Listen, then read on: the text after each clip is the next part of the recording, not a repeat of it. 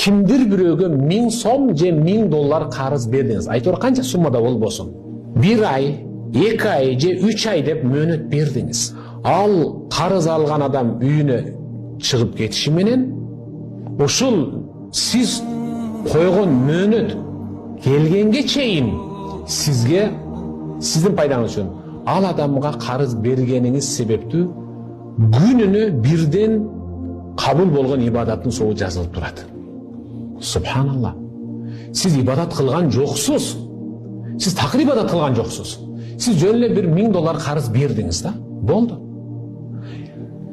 Эми күнүнө кимдир бирөөгө 1000 доллардан кайрымдуулук кылгандын соогу жазылып турат. Ошо 1000 доллар кайрымдуулук кылуу ибадат да. Ошо күнүнө 1000 доллардан кайрымдуулук кылгандын соогу жазылып турулат.